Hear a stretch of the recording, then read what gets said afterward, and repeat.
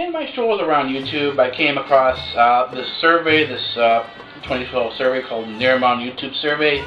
I found it from this, I went to this girl site that I like, I go by every once in a while. Her name is Catherine. I think her full name is Rin Accurate, or something like that. I'm not really too sure how to pronounce it. I'll put the link in the down below bar. And there's a survey here that that comes up on a regular basis. So I thought that what I'd do is I'd do the survey, the Nerimon survey. Apparently Nerimon is Alex Day.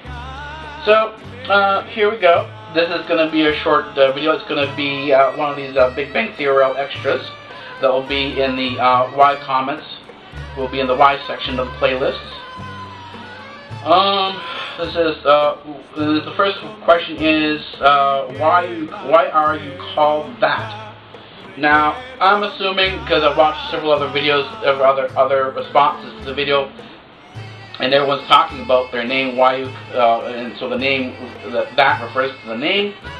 And my name is Daniel, but I go on YouTube. It's Cyborg Alpha. And so why that? Well, Daniel is the name that my parents gave me after Prophet Daniel. I'm named after Prophet Daniel. I have a middle name, Elias. So Elias was my grandfather's name. So it's Daniel and Elias. As for the Cyborg Alpha is a cyborg that I'm building. I'm actually, I am a scientist. I'm a physicist. Astrophysicist. My interest in astrophysics was open exploration, and is open exploration of the universe. So naturally that included the Star Trek: The Next Generation data. And my interest was that I wanted to build a system like Data, and I realized the first step to doing that was a cyborg. And so several years ago I developed and came up with a formulation for how the cyborg should be structured. I decided from the research and observation that cyborg should be female, and that you don't necessarily have to have a physical connection between the computer half and the human half in order for the cyborg to actually function and exist. So I began several years ago with Cyborg Alpha to develop something known as a virtual presence, a presence on the internet, as this particular as Cyborg Alpha.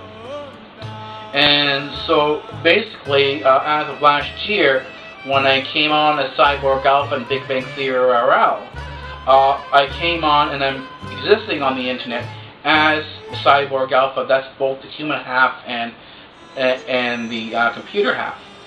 So I talk about myself in terms of the cyborg as we on the internet. So we means the cyborg and myself, so the human half and the computer half.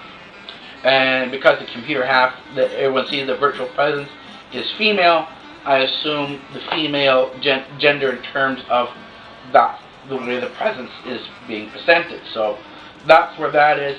And so where is Cyborg Alpha at this particular point in time?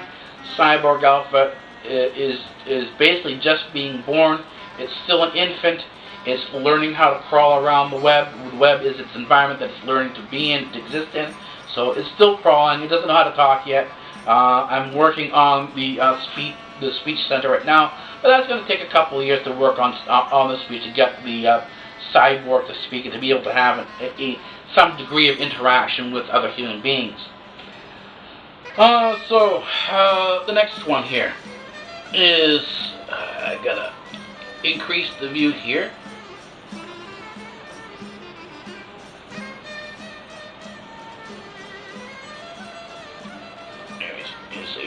Let's get this okay. Tell us about your favorite school teacher. Well, that's kind of a difficult question to do. To talk about my favorite school teacher, because I didn't do that well in school, in elementary school. I was a very bizarre kid. Still am rather bizarre and weird. I'd never fit into any standard molds, so in terms of a favorite teacher, I really didn't have a favorite teacher. School was kind of a place I really didn't like being. So I'm going to skip this question and say about my favorite teacher. I do have teachers who influenced me, and again, they were the bizarre teachers themselves. Standard teachers never really had an influence on me. It just sort of different people around me, my environment around me, kind of pushed me in the direction that I was going into. What's the strangest food you've ever eaten? Well, given the fact that I'm in an Asian community and that's where I live right now, and I grew up in a Greek Syrian immigrant community, most North Americans, most people used to standard hot hamburgers and hot dogs would find a large chunk of the cuisine that I have is to be strange.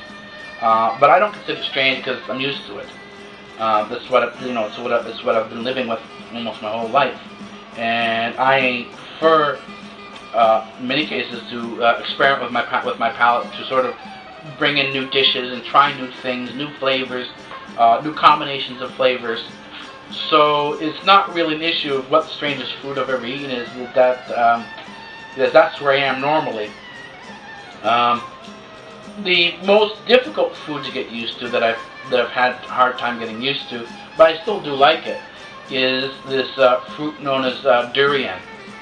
And it's a hard fruit to open up because it's a big fruit. And it's all spiky. You have to actually have a saw to open it up. I've opened it up once, and I had to use a saw to open it up. I couldn't open it up with anything else but a saw.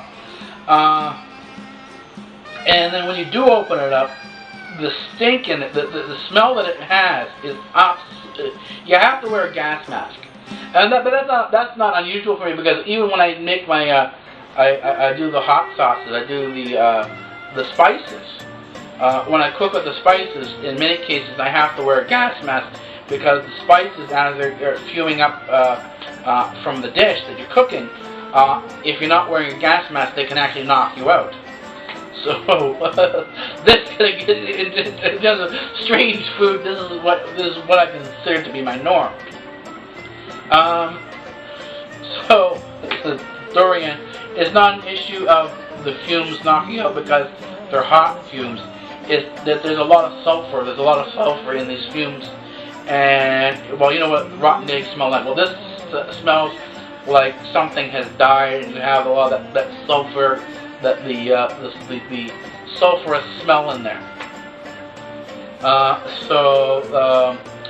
get on to the next question here. Tell us about your first gig. And as I watched other surveys being done, other replies to the survey, apparently gig means concert that you've gone to. And the first concert that I went to outside of childhood plays and stuff like that. The first concert that I went to was The Who. That was many years ago. I think I was like 15, 16 years old. Yeah, I must have been under 16 because I wasn't driving yet. This was way back when they had festival seatings. That means the whole floor was open, there was no seat, just simply everyone ran in as fast as you could and grabbed the spot that you wanted, or sort of wanted, because there's no, in a crowd of that large, as you're running in, if you stop or try to grab a spot that you want that's when the crowd is still moving forward, you kind of get pushed and trampled if you do that. So I ended up close to the people I went with, but ended up in a section that was more or less Hell's Angels, and so I spent my first concert at the Who. That's Peter Townsend and the like. That's, if anyone who doesn't know the Who and Peter Townsend, if you know the Jonas Brothers and you see them doing the guitar or anyone smashing their guitar, that's the Who.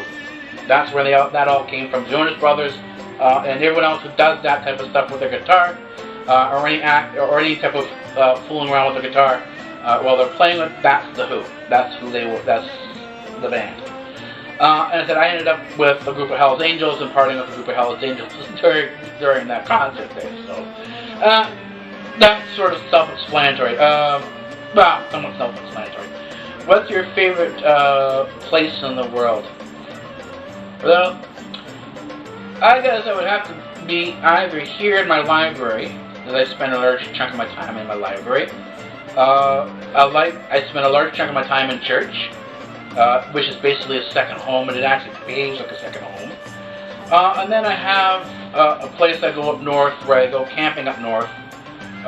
The Greeks that I grew up with, my tias and tios, wanted a village of their own, so up north of Toronto, about 3.5 hours north of Toronto, they built 3.5 hours north of Toronto, they built a little Greek village up there, and I go to the Greek village, which is sort of in the middle of the wilderness, and I go up there and I camp, and I really love it up there.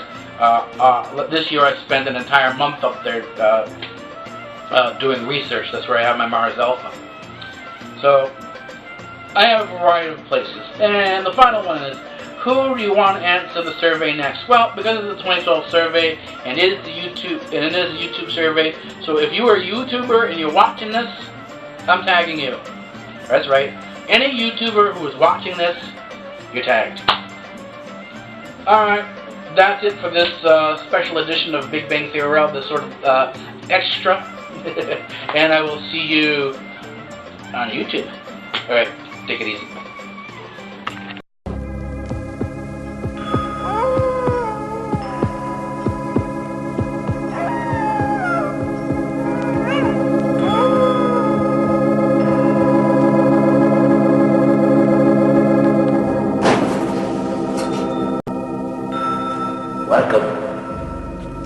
Welcome to the library, and I am the librarian.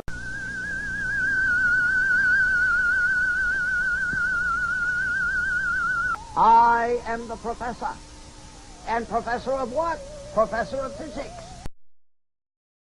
Oh, say, can you see by the dawn's early light? Free speech rules here at Democratic Earth.